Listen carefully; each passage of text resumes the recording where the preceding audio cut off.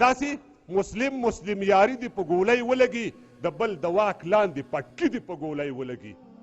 او ورېښمین چینجی شوې د کاغذ کوتۍ کې ژوند تېروي، شوې را محدود اوس دا غوس کوتۍ کې ژوند تېروي. لکه شاهین کږې پنجې کوترې نه ماتوي، اوس په سپین غر خورې ورې وزرې نه ماتوي. نو د خوب ګولۍ خورئ په سوګند وایه خوب څنګه درځي، د غلامۍ په سپین مړوند وایه خوب څنګه درځي. او د بل ښکنځلې مو له هلکه څنګه تېرې شولې، د میوالې وګوړي کېږدۍ مو هېرې شولې. بچ شماجره او خرسري او کابلي مړه، رک جاور کیا کرے تو مدر سے چلی مړه.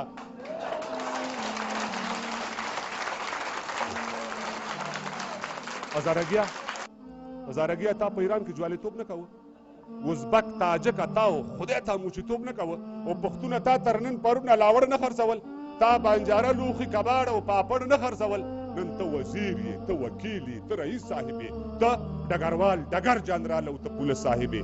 پخې بنګلې لیکسس موټرې او شرکتونه لرئ، د چین جاپان او د روسي تجارتونه لرئ.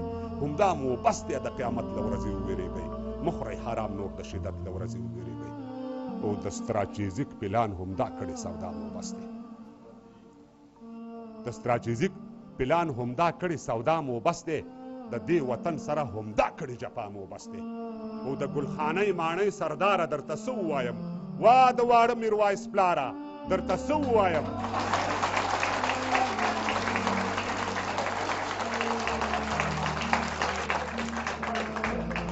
د ګلخانۍ ماڼۍ سرداره درته څه ووایم، وا د واړه میروایس پلاره درته څه ووایم. خو څومره چې دا سرکاري غله په دې خپل حال پاتې شي، خاورې په سر په افغانستان کې پانګوال پاتې شي.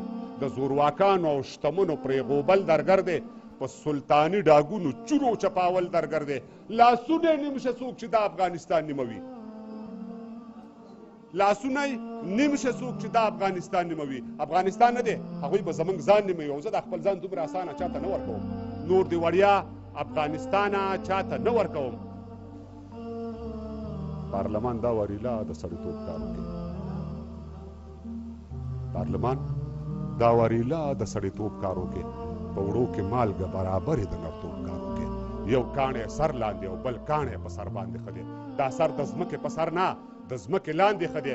هغه سپک شوي چا چې دې خاورې ته سپک کتلي، بلا درانه دلته د باد له بڼې سپک وتلي. د یوسف مخو د یارۍ نه مې زړه نه صبرېږي، د سربایللې جوارۍ نه مې زړه نه صبرېږي. دیوال پناه او غر پناه لالیه بیړه وکړه، او زما د سترګو نه پناه لالیه بیړه وکړه. مینه د نوره په کچکول او جام کې نه ځایږي، شنه لوپټه دې په زیارت او بام کې نه ځلیږي. بخت یې د بل خط په لیکلو ابدالي بلنګه، د خوب تعبیر به مې صحیح وي جلالي بلنګه. ګرګوتي څڼې د سپین غر په سپینو واورو ناستې، پر ګڼه ګیره د نارې پر غز د خاورو.